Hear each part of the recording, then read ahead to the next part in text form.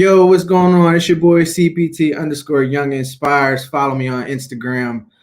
Today we're going to be coming at you to talk about real estate. I'm coming to you on behalf of the Chestorians. This is the first episode of the Chestorian Financial School, and today we'll be talking about real estate and personal financial literacy.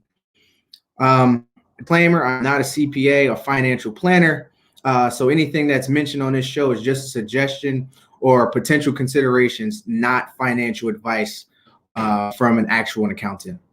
So who am I? My name is Nasir Young. I'm with the Chestorians. I partnered with the Chestorians when I came back home. I'm in the Army.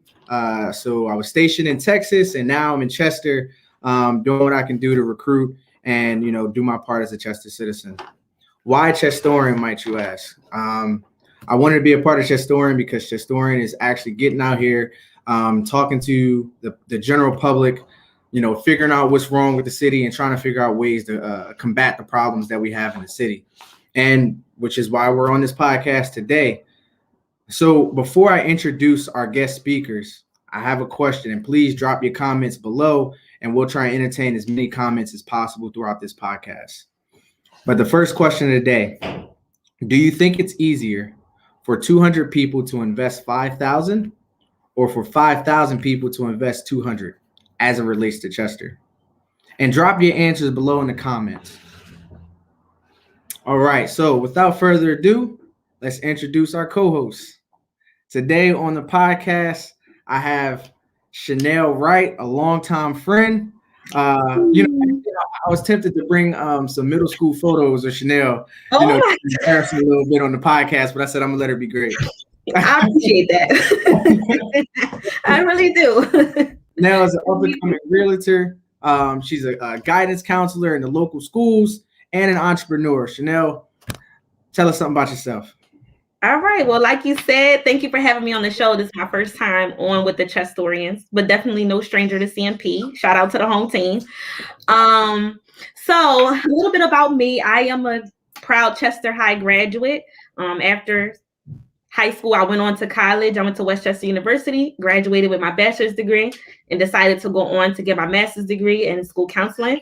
And since I've graduated, I've been working in the Chester Upland School District.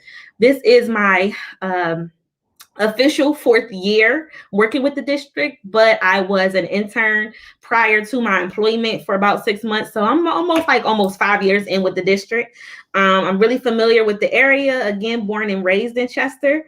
I'm a part of a podcast called As the Culture Turns. I just completed my real estate class in November, took the test in December, got hired in January. So here I am. I'm with Long and Foster.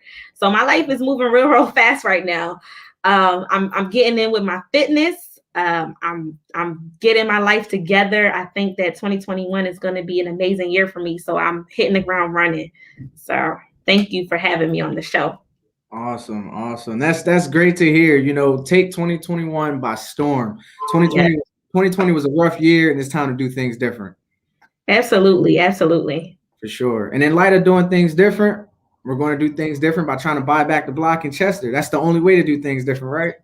Absolutely. Yes. Buying back the block is, I think right now it's a hot topic given what's going on in the city of Chester. For sure. So with that being said, if we're going to talk about, real estate investing and purchasing properties, the first thing we always have to address, it's like the ugly elephant in the room, and that's credit scores. Can you give me a little bit of what you would discuss with a potential client on credit scores the minute they come to you as a client? So basically, if I was sitting down with a client, I would definitely go over the minimum credit score for each category of loans, because each category of loan has their own credit score requirements. Say, for instance, you get an FHA loan, a conventional loan, a VA loan, all of those have different requirements. So just sitting down and asking them, do you know what your credit score is? Because you don't want to run their credit and then they don't have the credit that they need in order to be even approved for a loan. So just asking a person, do you know what your credit score is a good starting point, because if they don't know their credit, I'm sorry, my dog. If they don't know their credit score, they can learn about it on getting your FICO score. Every year, you are entitled to a free score report.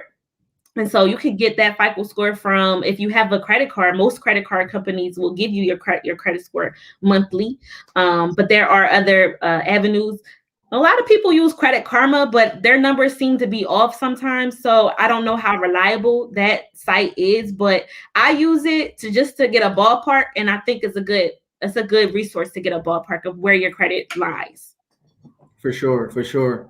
It's funny you mentioned that because when we talk about the wide range of numbers that you get for credit pulls, just recently I ran my own credit and, I had like a gap between like 30 points. And I was like, what? How is this even possible? And then, I was using my credit card app originally, and that was populating a completely different FICO score. But when you pull the score from all different of the credit score services, you got TransUnion, Equifax, and what's the last one? Experian. Yes. All of them have different scores. Generally, I found that my best score was with TransUnion. So shout out to TransUnion for hooking the brother up. No, honestly, I have two. Even with me, I check mine. I have two different areas where I check, actually three, where I check my credit score, and I don't think I've ever seen them all be the same. And different things, factor into your credit. So your amount of on-time payments, how many accounts you have open, the amount of credit that you're currently using. So a lot of people don't know like what the basic components are to your credit score. So I think that it's important to go over the basic components of what is your credit, like what it entails, like what is it that makes your credit score what it is. And so things like your credit usage. I know for me, that's probably where I struggle the most because I use my credit cards, but I also pay them off. So, 1 month I might have used more than another, but then the next month is down. So I'm getting a fluctuation of scores. And I think a lot of people, when you're taking out your Victoria's Secret cards, you're taking out your Ulta, your Macy's, your Pep, your Meineke, they even have a card, Pep Boys, and you're just doing a simple payment on there. You need to also be cognizant that this is going to reflect on my credit report. So I'm also very meticulous with how I take out cards. I don't have a bunch of store credit cards, but there are some people who advocate for people to have credit cards because it shows that you're responsible and that you can handle multiple lines of credit. So I think it's to each their own when you're looking at taking out credit cards or just having different accounts open. For sure, for sure. And you hit on so many good points that I definitely want to mention. And I kind of want to bring it back up at the fact that people don't know what goes into a credit score. I mean, just like you said, the things that, total out how your credit score is calculated, you got total accounts, which typically total accounts average about 10% of your overall credit score worthiness. You got the length of credit, which is about 15%. You got inquiries, which is about another 10% of your credit score. And then you have your utilization. And that's what you were hitting at with people paying it off versus not paying it off. That's another 30% of your credit score. And then obviously you got missed payments. And this is a big one. And that's 35% of your credit score. And this is when we start to get on the gambit of talking about, your different credit cards or student loans or, car notes going into collections. So I think I'm glad you mentioned that because as an agent, that's the first thing you want to know from your client. I mean, I like to make the joke that it's like, you're essentially their lawyer, right? So if you were going to trial, I need to know if you really murdered them or not. I need to know what it is that I'm going to fight for you for. And I need to understand what this case is. And a lot of the times people try to hide their credit score. I just don't understand it. Yeah. It's like, we need to know these things. Well, Dewana says, 2 of the bureaus use the Vantage score system and 1 uses the FICO score system. Awesome. Hey, always bounce Mosley, man. Look, Dewana we love when people drop in and give us, gems too. Because like you said, Naz, having an idea, because I think that it's just like you said, when you're a client, when you go, if you know you have bad credit, right? Or if you know that your client may not have the best credit, you are not looking out for their best interest, telling them to, yes, apply for this loan. Because before you even like it, actually, before I sit down with the client, you have to have a pre-approval. You know, like, so I'm not saying we're not just sitting down, because we can talk, we can come and see what your needs are. But when you have your first substantive conversation, do you have a pre-approval? And then, so your bank or whatever should have already given you just a ballpark of what you can loan from them. Like what can you take from them? So having that initial conversation, and I think that's also why it's important to have a strong relationship with your client, or a trusting relationship with your client, because you need them to be honest. You need them to be completely honest about their finances. And also you need them to trust your judgment and your word, because when you are going into a contract, you cannot, like, there are certain things that you shouldn't do even if you have a pre-approval. Like, you shouldn't be buying furniture for your house already. Like, you shouldn't be taking out new loans. Like, you need to have your finances just at a standstill until you have signed the contract, until you've signed everything and it's done. So really, you shouldn't be moving any money substantially, unless it's paying bills too much while you're trying to buy a home. And I think a lot of people also, they kind of fall through on their contracts with that, because you get excited. You say, oh, I'm getting this new house, I gotta buy this furniture, we're gonna buy this, that, the third, because I'm getting this new house. But you shouldn't be doing that, you know? Right. So there's some things about credit that even if you have the pre-approval, it can still mess up your contract moving forward. You know, that you said that perfectly. One of my mentors called it putting the cart before the horse. Putting the cart before the horse, you ain't going nowhere. You need to know. Exactly. But no, that's perfect. That's perfect. Definitely. And I'm glad you segued into, you know, getting your credit score, what that means, and then taking that credit score and then applying to get pre-qualified for a house. Can you speak a little bit on what the pre-qualification status is, and what does that grant you when looking for a house?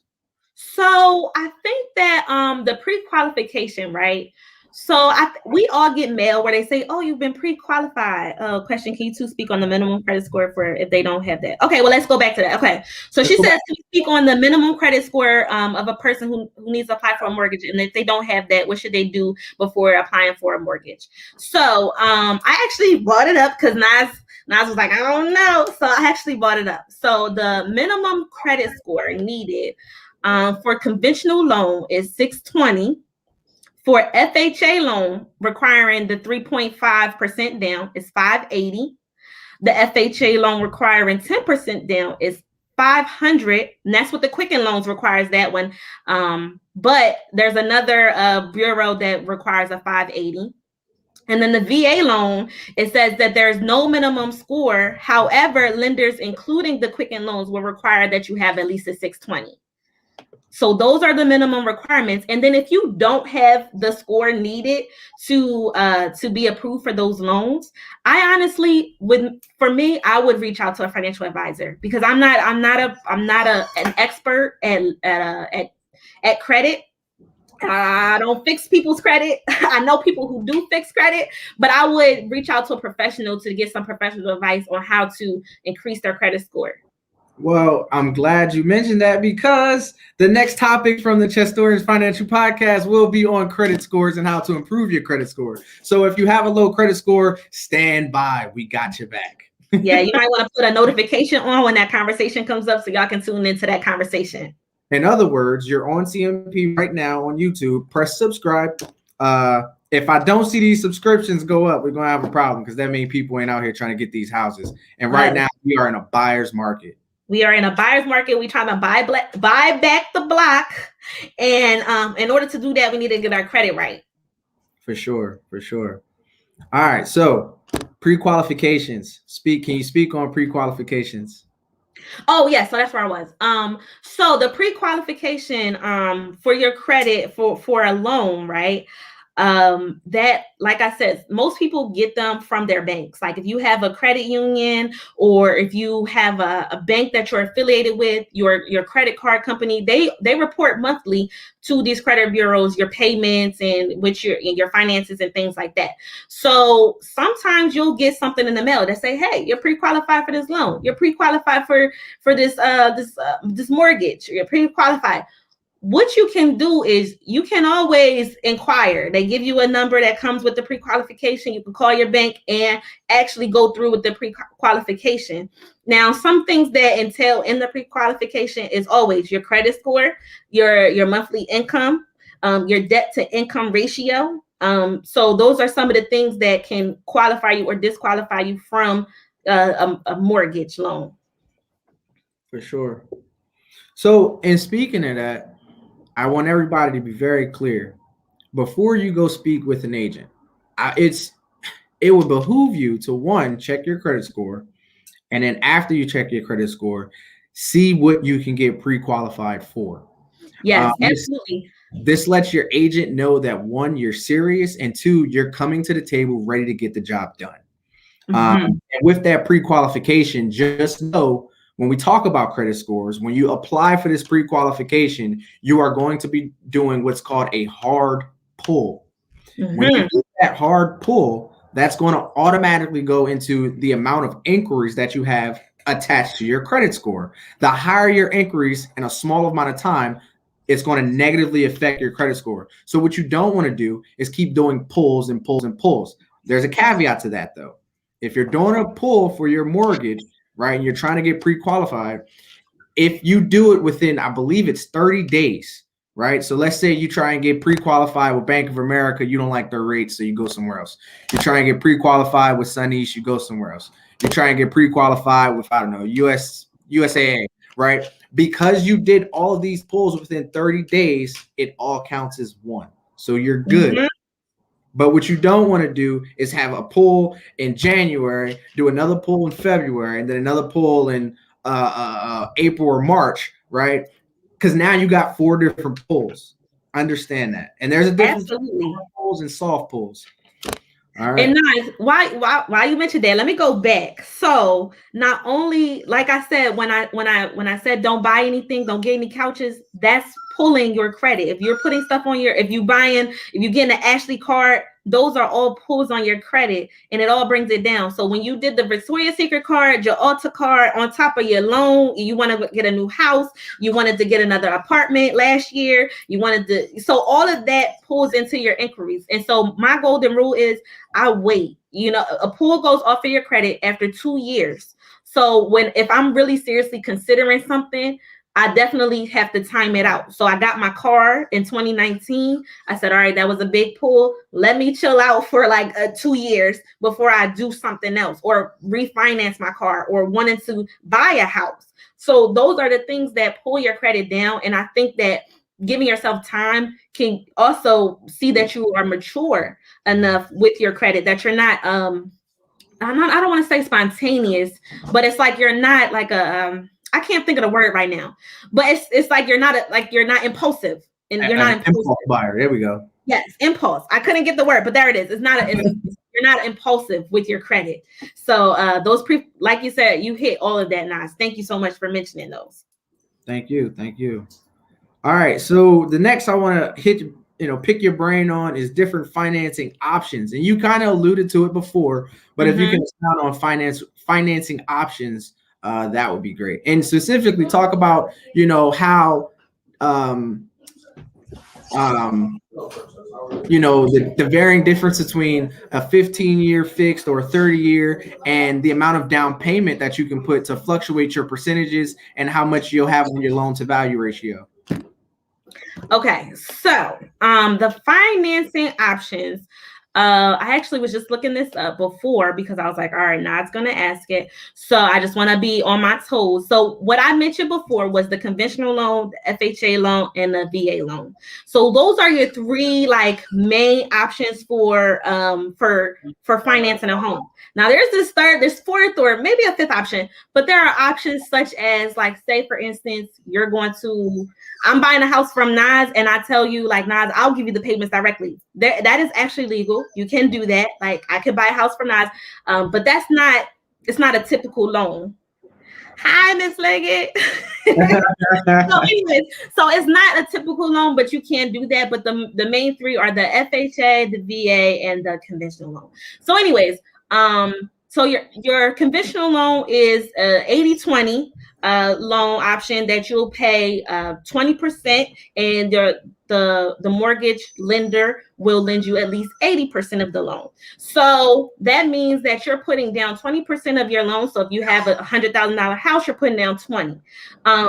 So if you don't have the money saved up, if you're not really prepared to take on that financial obligation, because that's on top of whatever repairs you have to do, whatever closing costs you have, if you have to pay off any other liens on your current property or whatever else you have to do, that does not include that. So it can be a little bit more than that. So if you have a $100,000 house that you're trying to get and you actually need 115, then you have to come up with the extra 15,000 on your own. They're not going to, lend that to you.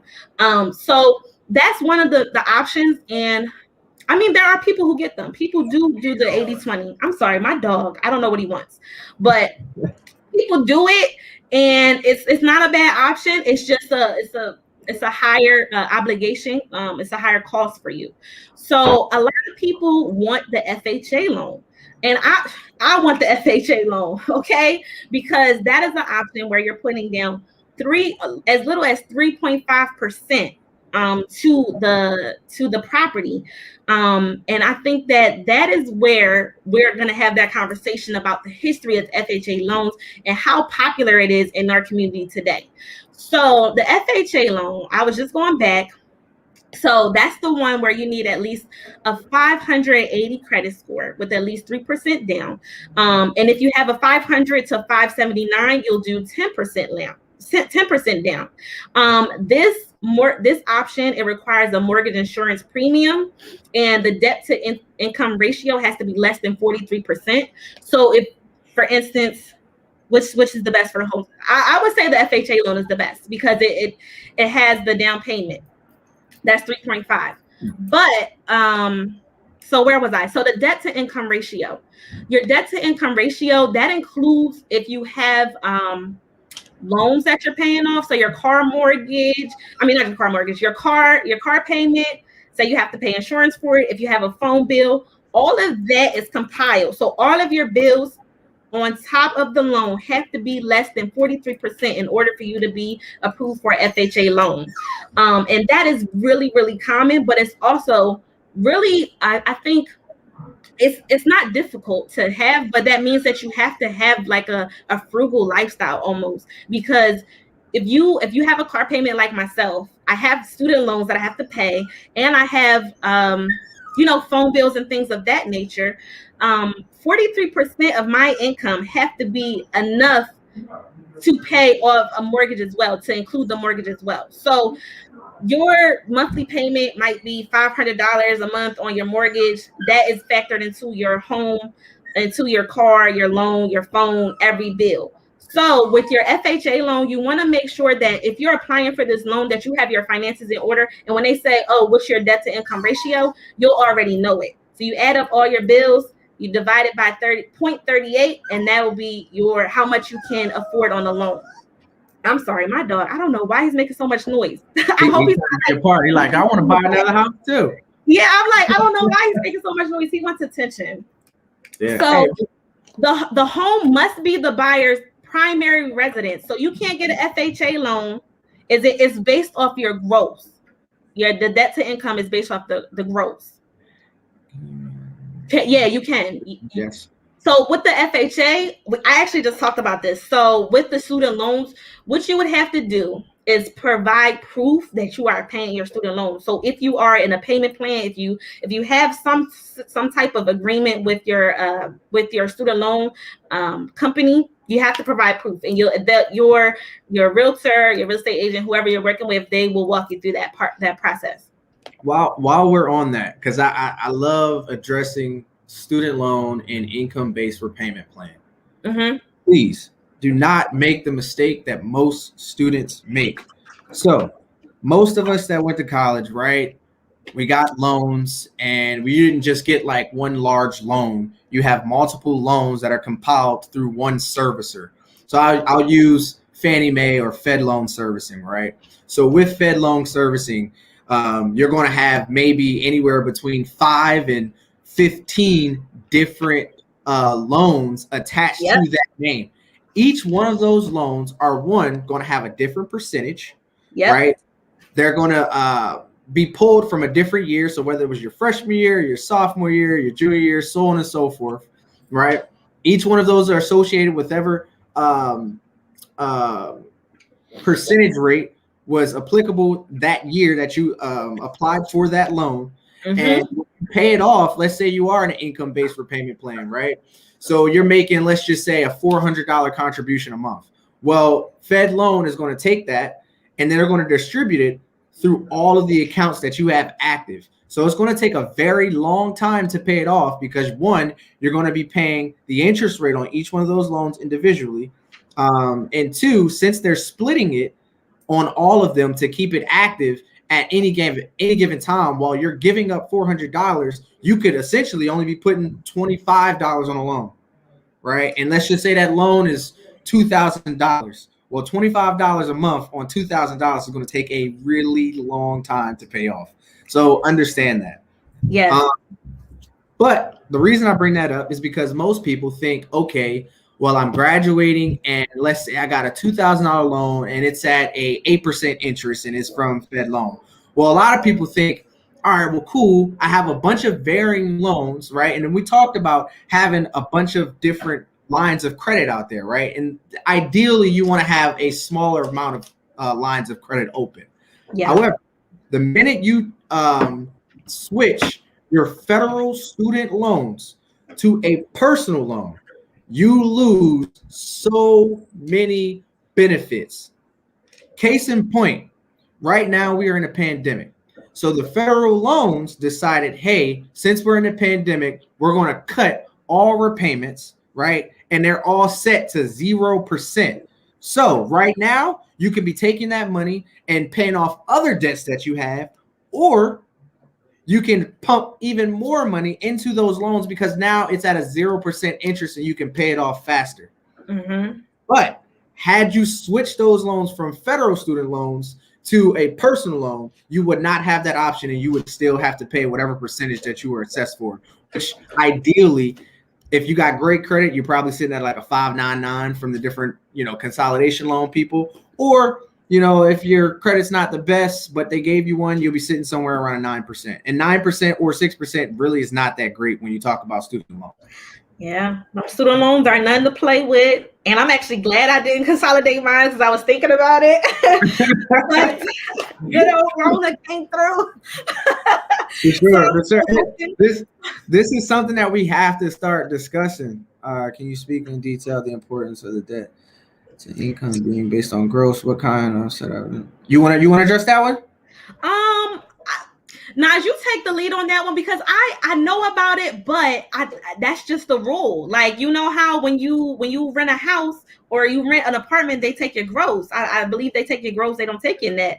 I do agree that it's unfair, but at the same time, that's just what they've went off of. So they take gross primarily because that's what you're going to bring in on a monthly basis. So that's the reason they take your credit score. So they want to see each month, how are you managing the money that you have liquid to you? And obviously, if your employer is paying you on a weekly or bi-weekly cycle, that money is liquid. It comes in and then you get to spend it. Now, when you talk about your net income, right, and we're talking about your different assets and the different things that you own, that money isn't liquid. So you can't necessarily liquidate a property that you own to pay off a new property, right? Unless you go through the gambit of selling it, which is a whole nother slew of things, right? But you want to talk gross because that lets me know how much money you got coming in. And I'll give you a quick scenario. Let's just say you get paid $1,000 a week. So your gross for that month is $4,000. Well, let's say you get assessed for a property and that property is $150,000.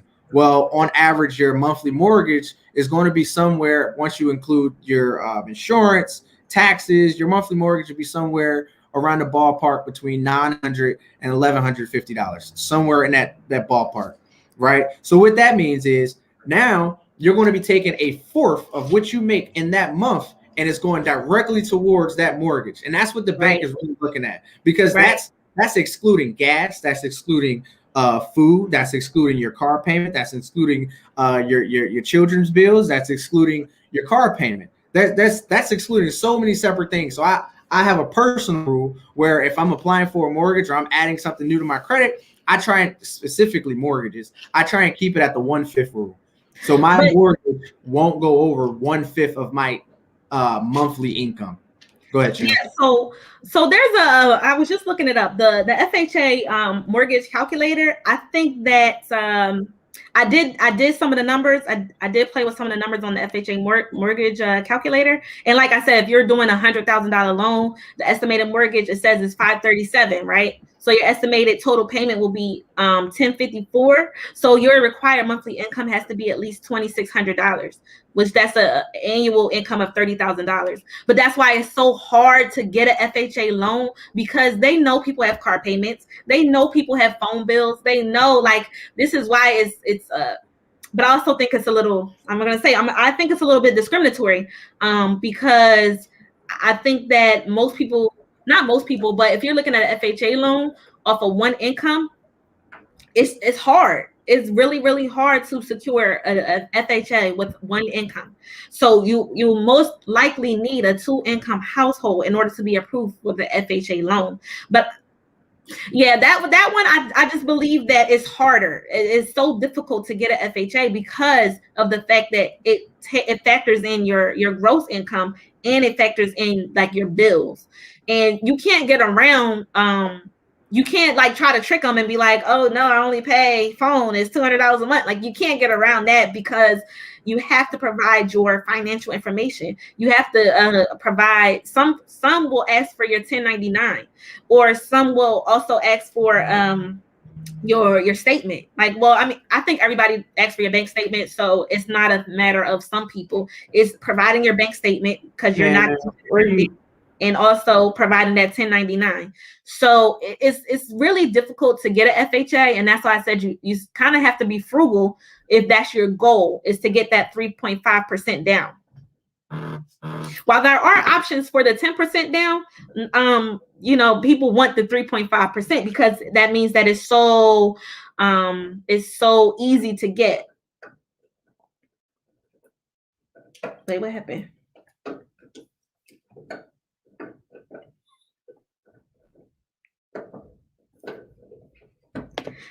So anyways, I'm sorry about that. I'm sorry about that. I wasn't sure if like the stream stopped. I was like, no.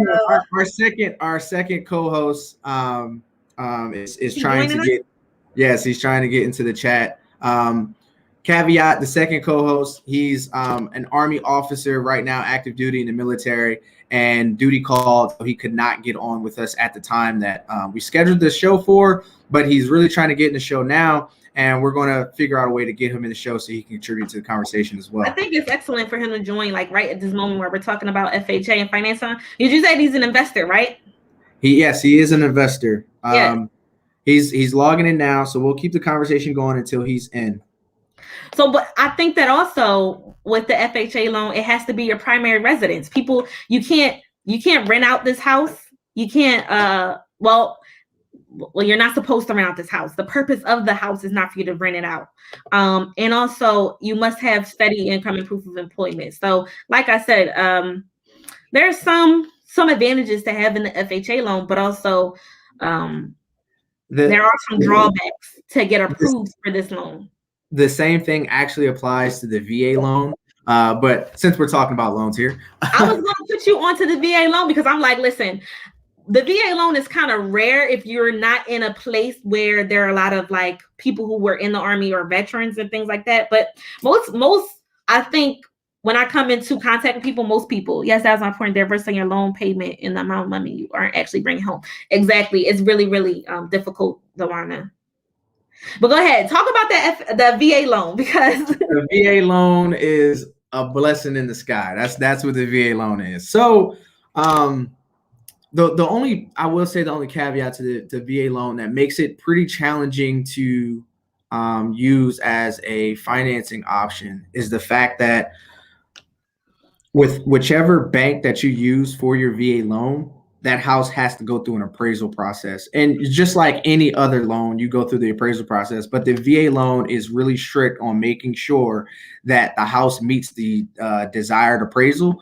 And that, for instance, let's say, you were applying for a house and you were pre-qualified for 150,000.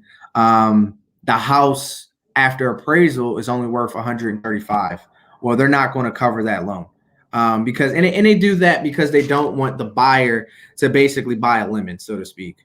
So if you're going to spend your money, or rather, if the government is going to help you get this money, get this house, they want to ensure that you're getting a good house.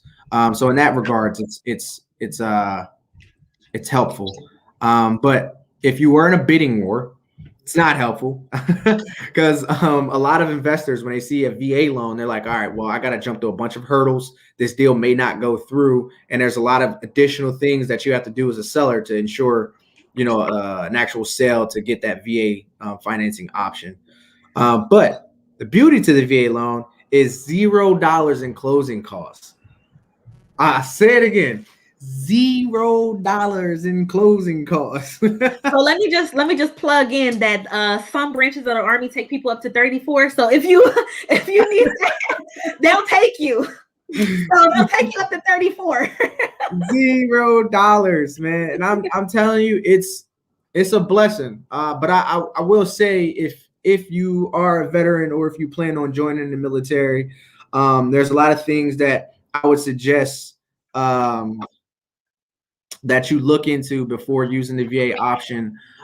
Speak to a veteran mentor or call one of the various different organizations that assist in helping veterans. And if you are active duty and you're watching this podcast right now, you can actually speak to one of the appointed attorneys at your local installation on your different options for VA financing. And most realtors will know the different options you have with the VA financing. I will say it's more prevalent in areas surrounding installations. So because you're next to an installation, most of the time that the realtors in that area, they deal with the VA loan a lot more frequently.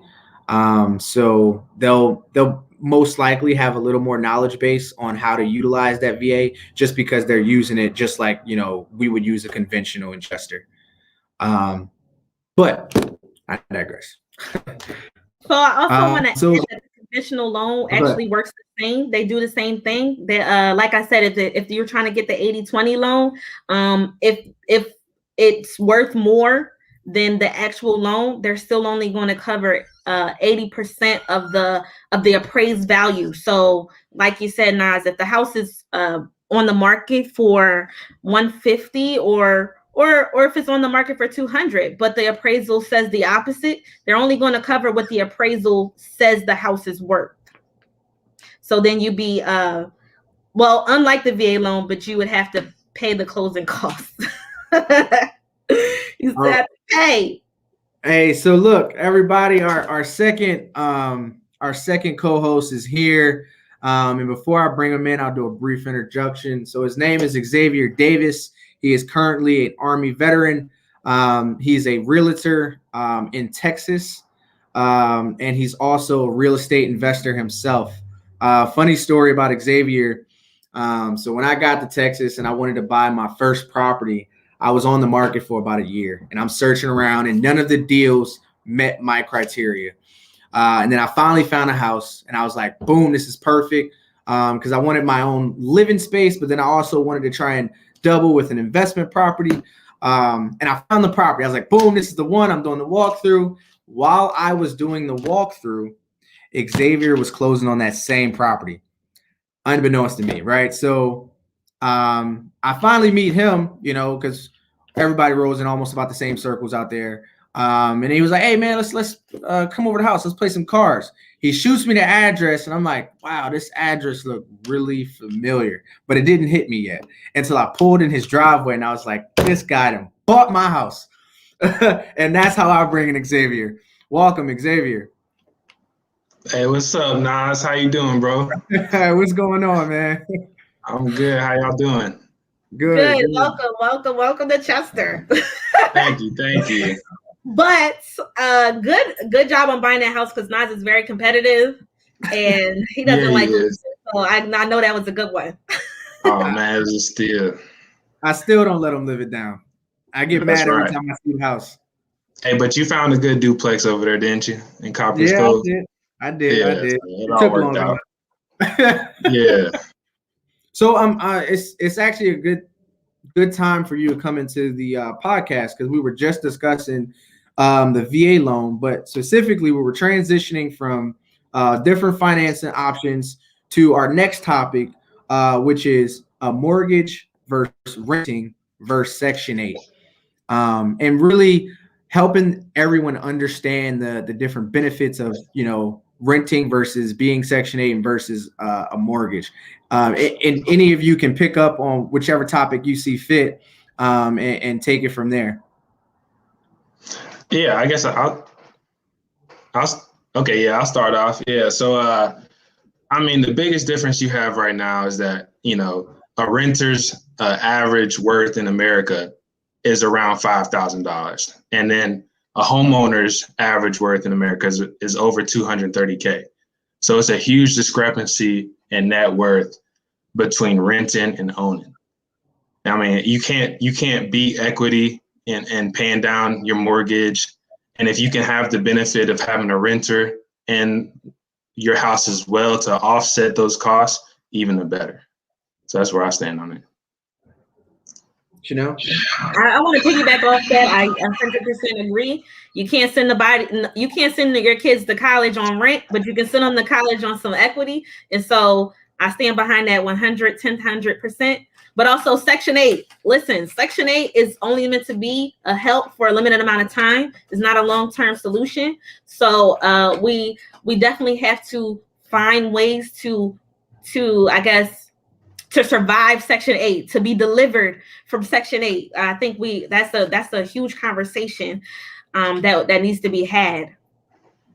Yeah, I mean, there's a few social programs like that, Section 8, welfare, all these different programs that they're good to start off on, but a lot of people stay on those programs their whole life.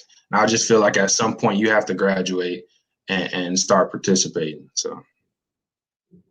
And I'm glad we're hitting on Section 8 versus renting versus mortgage. And specifically, I really wanted to address Section 8 because in low-income areas similar to Chester, when we talk about Section 8, the problem that I have with Section 8 is, you're renting from, someone that has a mortgage, and they're capitalizing off of you living in their house. Now, granted, you're receiving subsidized living, so it's helping you on a monthly basis. But when we talk about the person that's owning a house versus the person that's in Section 8, when you compare how much you're contributing on a monthly basis and how much your overall net worth would be for 10 years from today, that Section 8 renter, your net worth is going to stay the exact same outside of doing any other investments. Whereas the person with a mortgage, every time they make a payment, they're eating away at equity, right? And they're doing equity in their property because they're eating away at paying off that principal of the loan, right?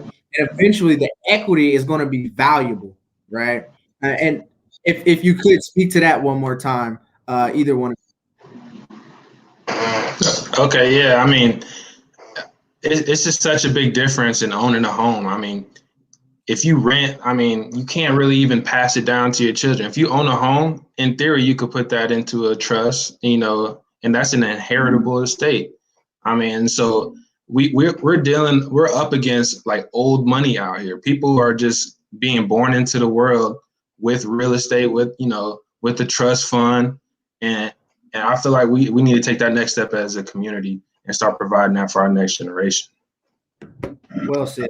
I absolutely agree with that. Like you said, learning the history of real estate is it's actually very enlightening, because then you get to see what exactly we're up against. You know what I mean? Like, it really does put into perspective how far we have to go in order to establish ourselves in society as like as a force.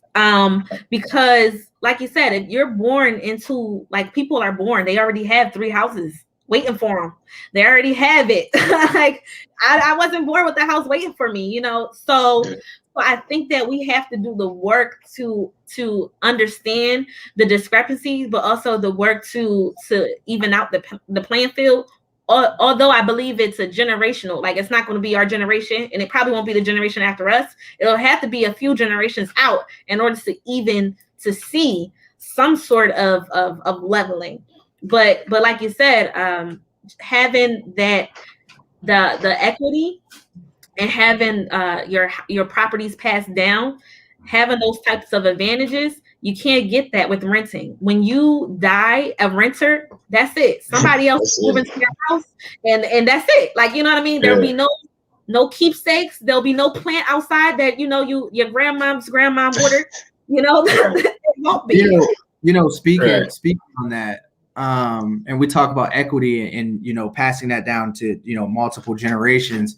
It's funny, and I bring this story up to my fiance literally all the time. And so when I was at Howard, I stayed in with a dorm hall called the Towers. And when you looked out the window, there was 2 old abandoned houses that sat right behind the Towers. And at the time, one was up for foreclosure, and the other one was listed at like 170,000, which is relatively low when you consider DC. And I used to wake up every day and was like, man, I want to buy that house. I want those houses. Well, lo and behold, I didn't buy the houses, obviously, because I was still in school, didn't have the money, didn't know anything about leverage, right? If I know what I know today, I would have made a way to get those properties. However, both of those properties today are worth $500,000. I would literally be a millionaire right now had I bought those properties back then, and the equity in it would have been over 300,000 per property. Wow! Right. So that's generational wealth, and the amount of times I could have flipped the value in that house 3, 4, 5 times over. And it just 2 properties. So you never know what area, need I stump my foot, is going to be on the rise. So if you live in Chester, start buying a house, because I'm telling you, Chester is going to turn around. And this is primarily the reason we're even on this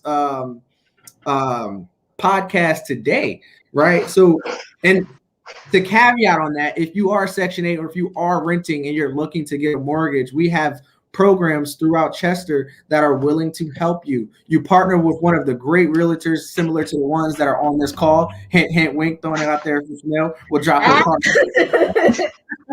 But CCIP, what is it? Chester Community Improvement Program or Project? I'm not sure. It's one of them. But at CCIP, you can look it up.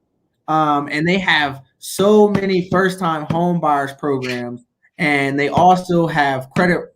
They assist in helping you fix your credit score and several other things that this organization does. In fact, in light of the pandemic, if you are currently a homeowner, CCIP is actually offering a mortgage assistance program for up to $4,000 per family. That is game changing for anybody that has lost their job or is suffering financial hardships due to cutbacks at the job or whatever your financial situation is. You could literally receive up to $4,000 to help towards your mortgage. Now, if you were Section 8 or renting, you don't have that option, right? So there are several reasons why you should own a house, and that is one. So Naz, I just found it. It is the Chester Home Buyers Assistance Program. It says eligible home buyers could qualify for up to $10,000 in down payment and closing assistance funds to purchase a home. So I would get on that. I'm actually going to see if I can post it in the comments so that people can have that information. Now, just think about that. She said up to $10,000 in closing costs. What do we know about the conventional, right? Or FHA? But I'll stick with conventional for now. We know you have to put down. What was the percentage now? 20. Exactly. So let's say the house in Chester, because average house costs in Chester can range anywhere between $30,000 and 120, right? So if they're already going to give you up to 10,000, you've already ate off, depending on how much that house is, a large lump sum of your down payment towards getting that house, right? So the incentives are out there, and if you need to talk to somebody, please hit us up at CMP Radio. The Chestorians got your back, or you can hit up CCIP, or you can get Chanel card and she'll do her thing as your realtor. Yes, and I'm gonna put it in the comments for anybody who's interested in learning about the program. I'm sorry, my dog, he's a baby. Hey, so Xavier, tell us a little bit about the tax advantages from owning a house. Okay, yeah. So let me just first, preface this by saying I'm not a tax advisor, but I think the biggest advantage of owning a house, especially, and I'm gonna talk about multifamily right now, is that they can't tax your cash flow, right? So, and what I mean by that Tell us is, a little bit about the tax advantages. let's say you have a mortgage and you're able to rent it out for more than the mortgage is the value of the mortgage. That difference goes into your bank account, and the government can't get a piece of that. Okay, so getting a little bit of feedback. I'm sorry. Okay. But yeah, so that's the biggest one. And then let's say you were to do a repair on those units that those renters were in. Those repairs are actually tax deductible as well. If you do a repair in a house that you live in yourself, that is, to my understanding, that's not able to be tax deducted. So I guess I'll transition over to single family right now. So single family, you're looking at, your interest is tax deductible and your taxes are your property taxes. So all those different things, you're not even, you're able to deduct from your taxes, whereas a renter, that's just an expense. Sure. Absolutely. And I think a lot of people ask about tax deductions, and they, like we know, when you file your taxes, your children are tax deduction. We love tax deductions. Having a business, as a business owner, you get tax deductions.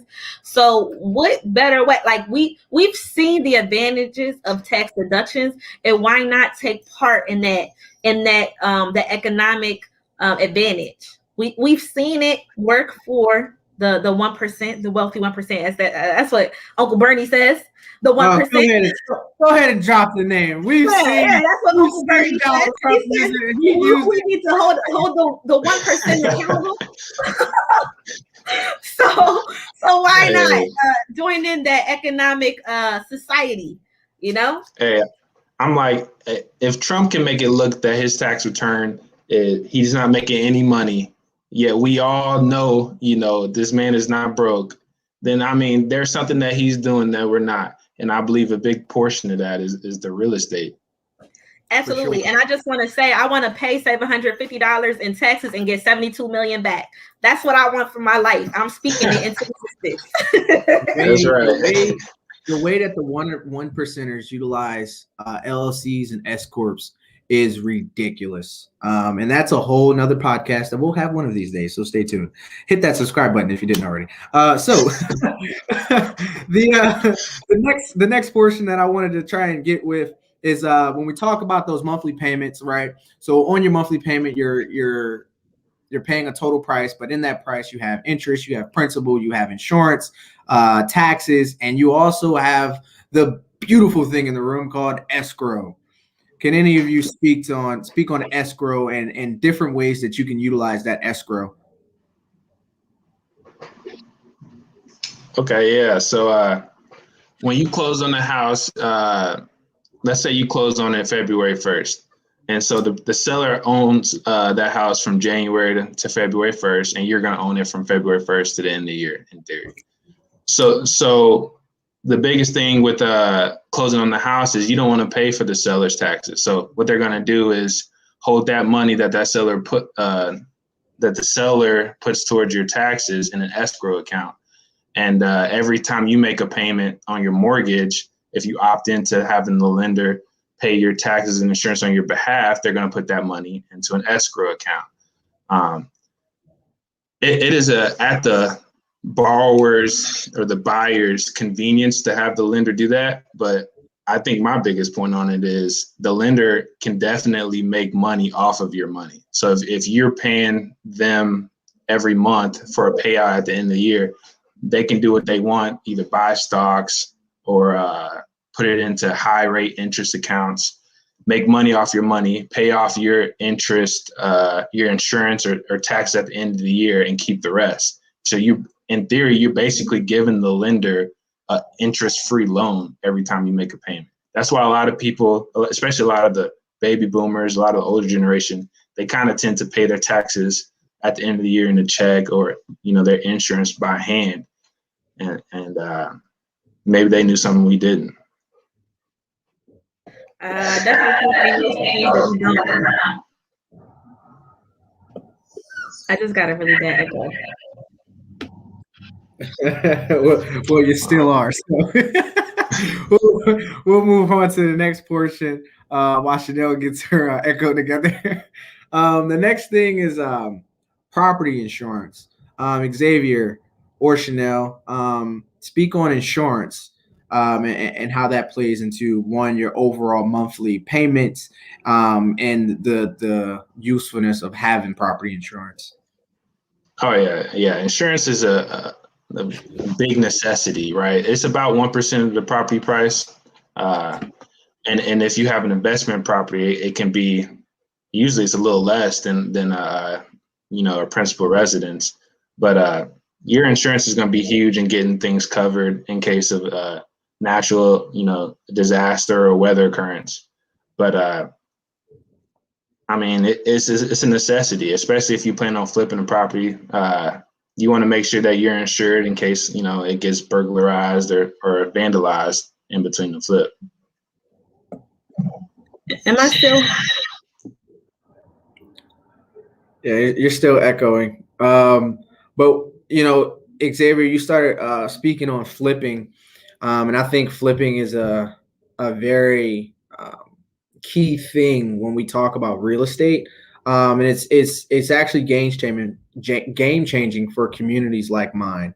And the reason I say that is because they'll come in, they'll buy property at a low value, reinvest into the property, thus increasing that property's value and overall the worth of the property taxes in the city per door each time they do a flip. And that's where this is segue into is community improvement. But before we start talking about the different ways that we can improve cities like Chester, let's speak to the history that happened in cities like Chester, and specifically this old phrase that we know of redlining, and what redlining, the overall implications to how redlining affected communities like Chester and what that means. Because a lot of people don't know what redlining is. It's funny. I was at a I forgot what they called it, but it basically was a summit in the Army, and they were talking about ways to make the Army more inclusive. And it was generals in there, 2 stars, 3 stars, 1 stars, so on and so forth. And you ain't gonna keep me quiet in a room too long when you talk about making things equitable, right? If we're gonna talk about equality, I'm going to open my mouth, right? So, right. So obviously, I brought up the disparaging numbers with the school systems and how that's been affecting the Black community, and then obviously I talked about redlining.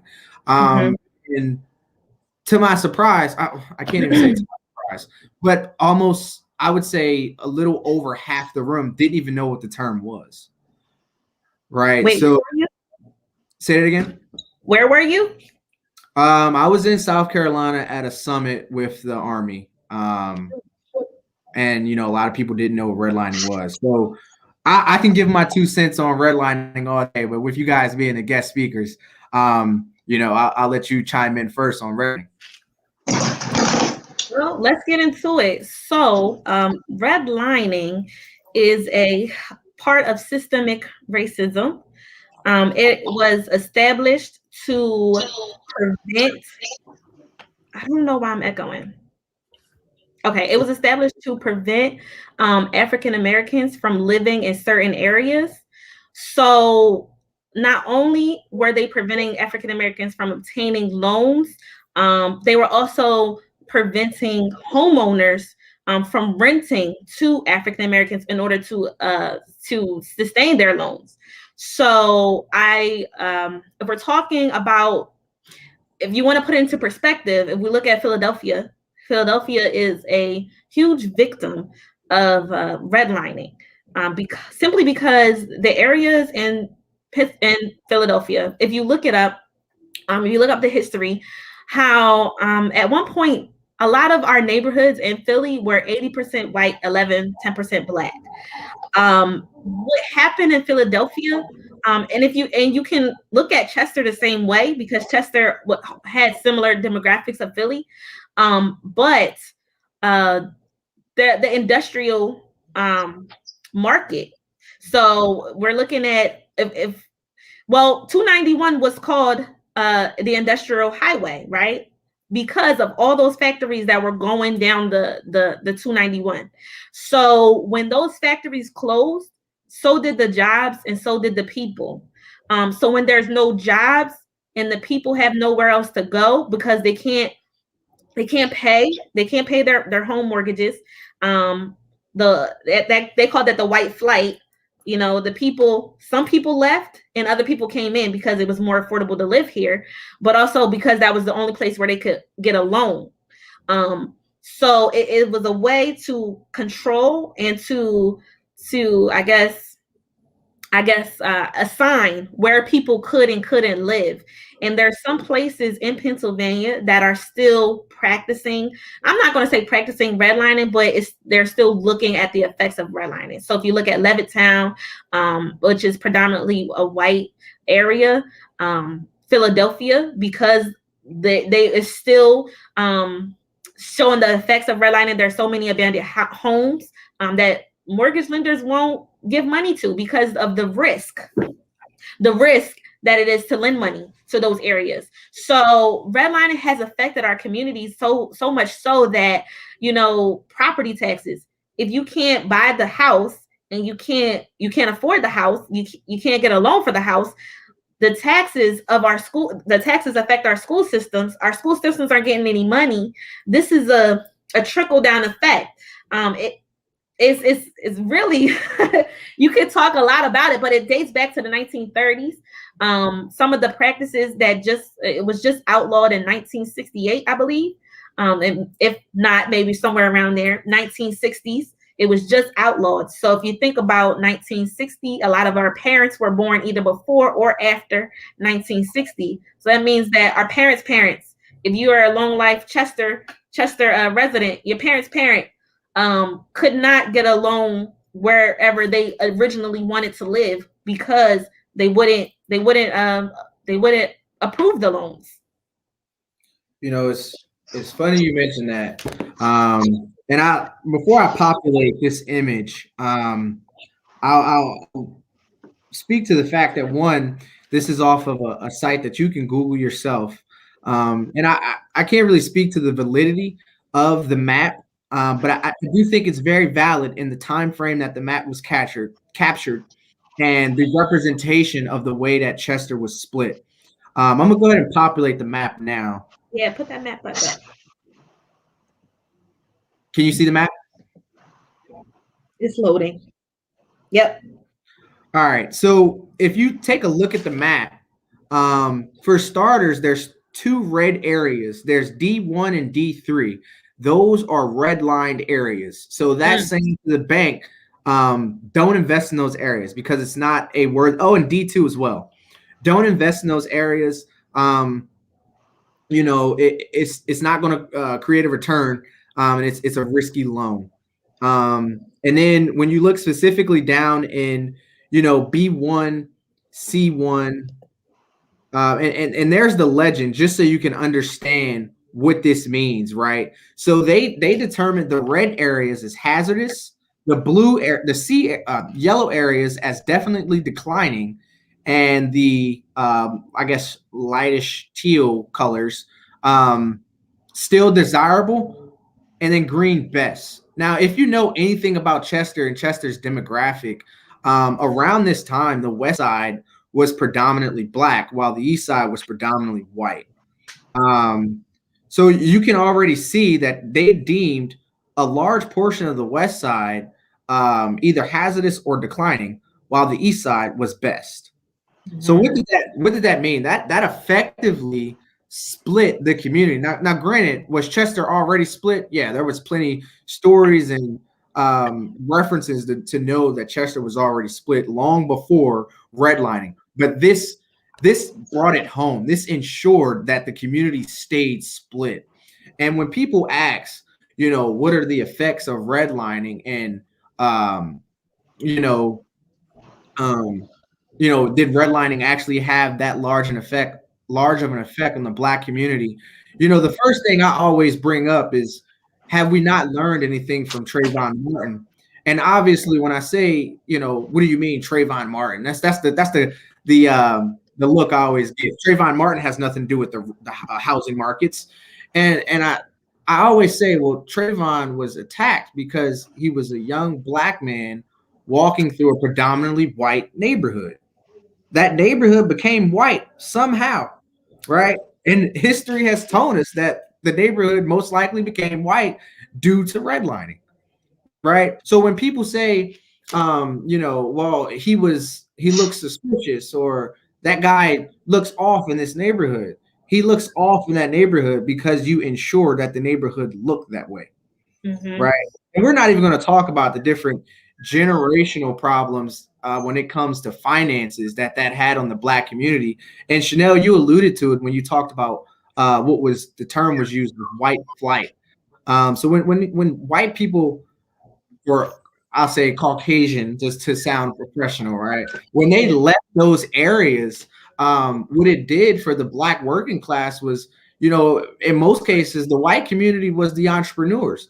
They were the business owners. They were the managers of the various different organizations in those communities. So when they left, the property value, it suffered significantly. And then that's how we had the creation of suburbia, right? And then, even when you look at our schools, right? So Chester used to be the hub. Chester was the main city. I mean, to this day, it's still the main city technically, right? But each borough surrounding Chester has far larger housing markets than Chester's.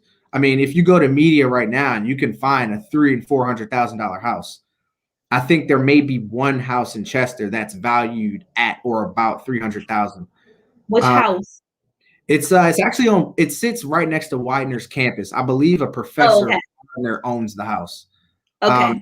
It's a really nice house, full brick, detached garage with a unit on top. I'm in real estate, so I know about it. I hear you.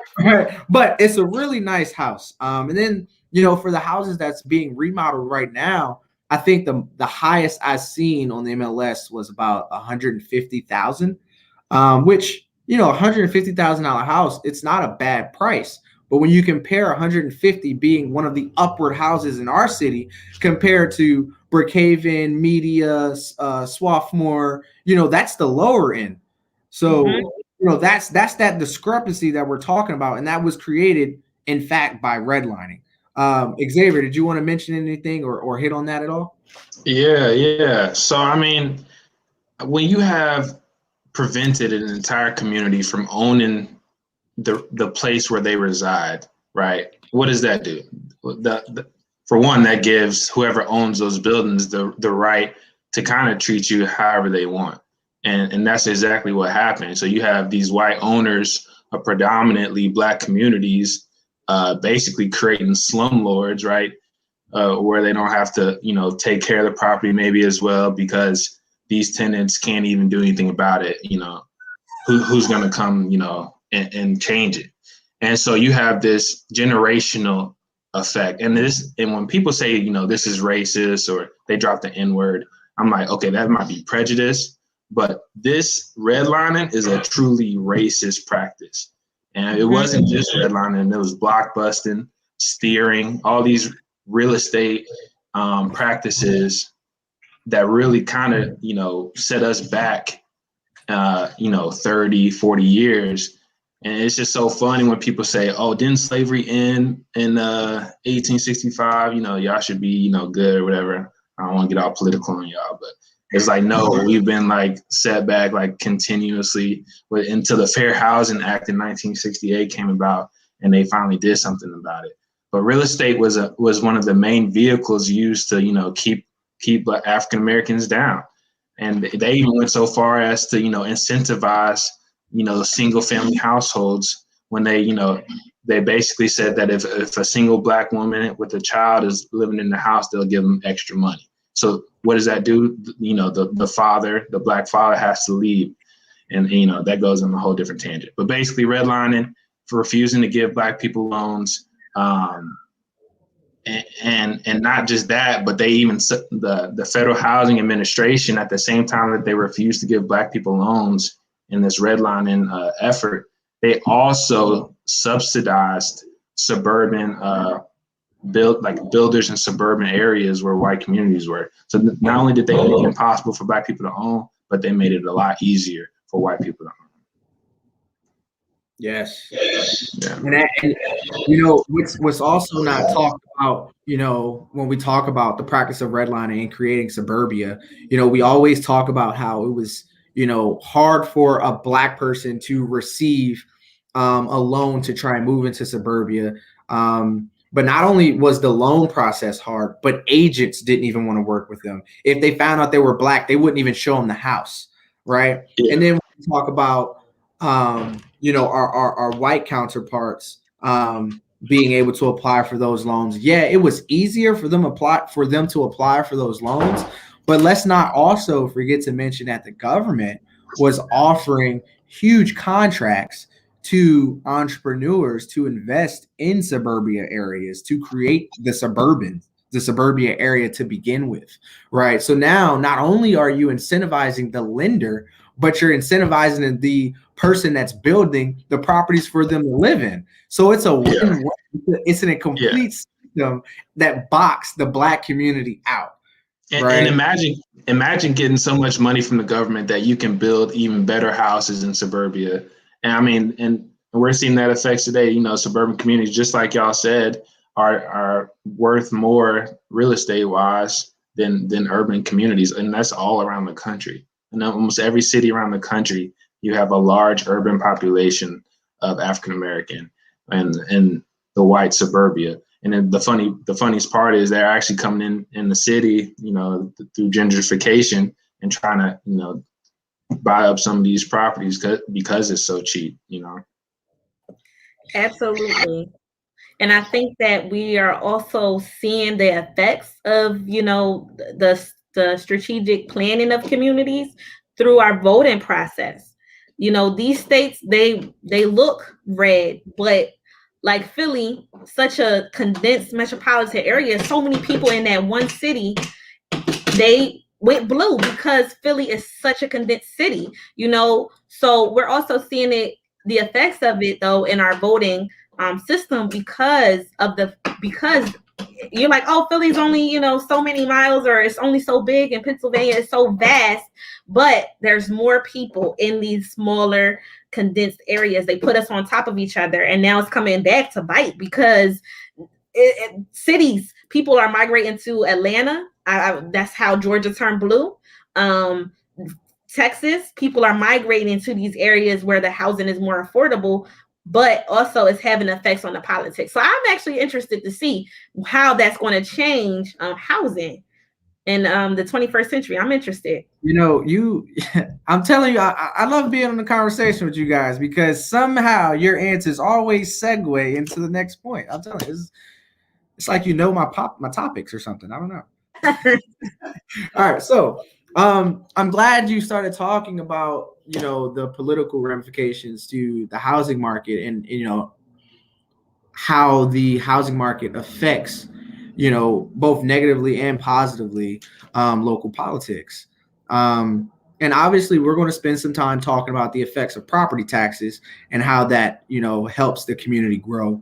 But before we get into that, I wanted to take the time to just say for everybody out there that doesn't know, our current political structure in Chester, you know, while I'm a fan and both a critic, you know, they are going up an uphill battle, right? And what people fail to realize is, you know, there could be somebody in a seat, right? And I'll use the mayor, right? He could be in the seat and everybody say, well, why ain't the mayor doing this? Why ain't the mayor doing that? Right. But you know, you don't understand as the constituent what the mayor's budget is, what the mayor, you know, priorities need to be in order to just keep the city afloat, let alone trying to make the city better, right? And then we got to talk about, you know, things in the past that has affected each and every party thereafter from the initial problem. And case in point, I am a huge Obama fan, so I'll always reference Obama, right? I think he was probably the best president we've had in years. And I hate when people put Bill Clinton up there. That's a whole nother topic that I'm not going to get on, right? But Obama had a huge battle, so to speak, as the president. And it was things that he was correcting that was far, far before his presidency. So I just want people to know that when we talk about change, it's not something that's going to happen overnight. And by buying a house today, it doesn't mean tomorrow is going to be sunshines and rainbows, right? But it does set you up for a better future with your community.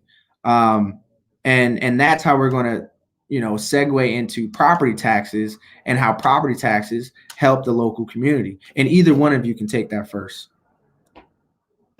I'll start off with property taxes simply because one of the biggest benefits to property taxes is education. So your property taxes go straight to your neighborhood schools, to your school district.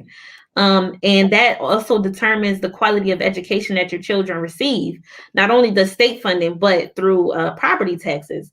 You know, so with an area like an urban area like Chester, if we don't have much home ownership, we're not getting the property taxes needed to fund a proper school district, you know? So I think that's something to really think about when you think about home ownership, because a lot of people want to own homes, but they're like, but I wouldn't buy in Chester, you know? So I think that's a big benefit to having property taxes.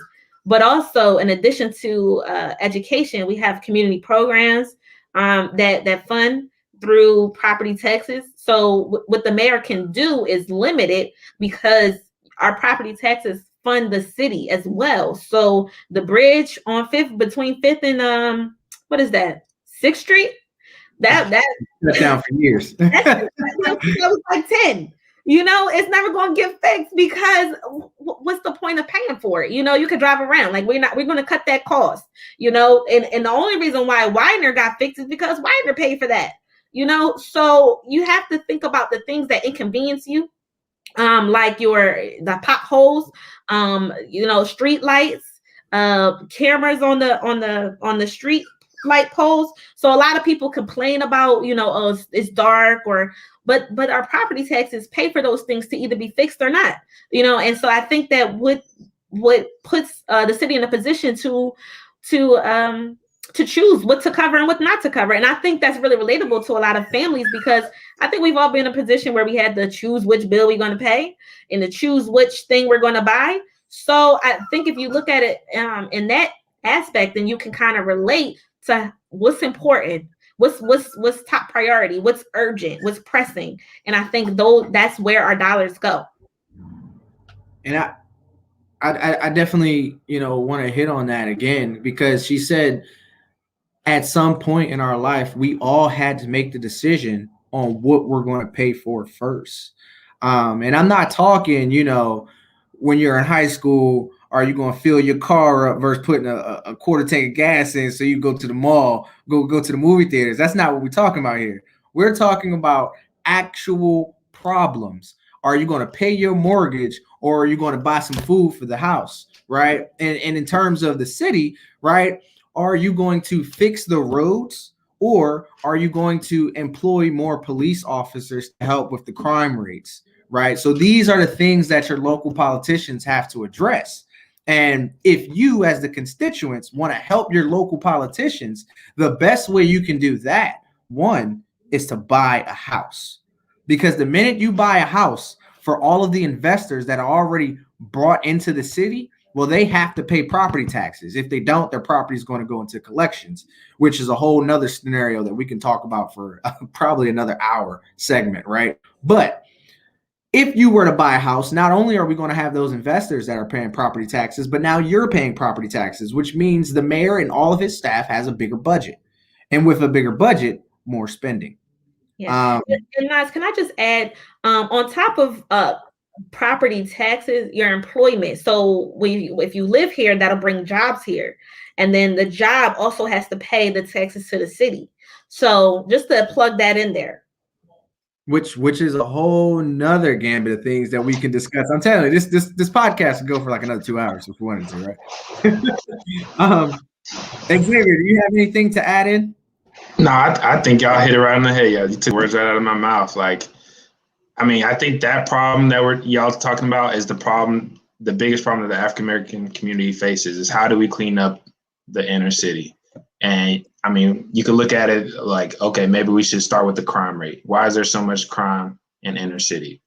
Or it could be like, why aren't big businesses coming to inner city, and therefore creating jobs and raising the property values of the homes in the inner city? I just think, there is no right answer. We just got to do all of them at the same time. I know that's a cop out.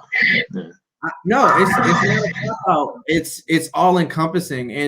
And to beat that point home, if you're under 21, or let's say if you're under 18 and you're watching this podcast right now, you have a role to play as well. Actually, you have a even bigger role to play than the people that are buying the property, right? And that role is you need to go to school and improve yourself as much as possible and do better on standardized tests. Because as we know, most standardized tests are not designed for Black people. We know this, right? But outside of that, if the school district test scores increase, that also increases the amount of buyers that actually want to come into the city to have a house. Now, granted, we also have to discuss, insurance rates and crime rates. That's a whole nother conversation. However, if test scores go up, that makes the neighborhood more attractive to the prospective buyer. Because right now, the only people that want to buy in Chester are either investors, one, people that live here, two, or people that are trying to avoid the high taxes and costs of Philadelphia, but they're commuters and they don't have a family. Most business owners have families. Any other points? That was a good point, Nas. That was a real good point. All right. So we talked about school district improvement. We talked about local government, and all of this stemmed about real estate and owning property. So if you don't know, or if you didn't know at the start of this show, I hope you know now. We really need to, buy property and reinvest in our community. At this time, is there any questions out there that we need to answer? I'm going to scan the comments because we had a lot of, I think we answered the ones that were in the comment, but I'm going to plug that CCIP in the comments after the stream. I couldn't do it while we were streaming.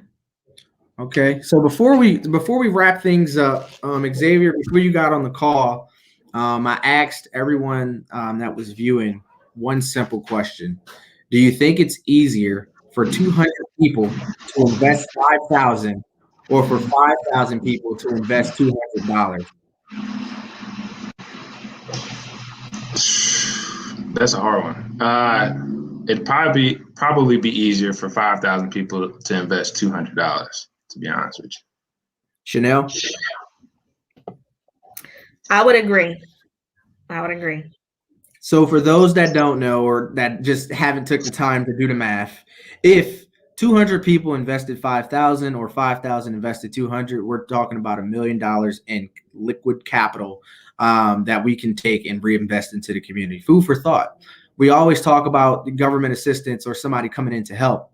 But if just a measly 5,000 people in Chester decided to donate $200, you now have $1 million in buying capital.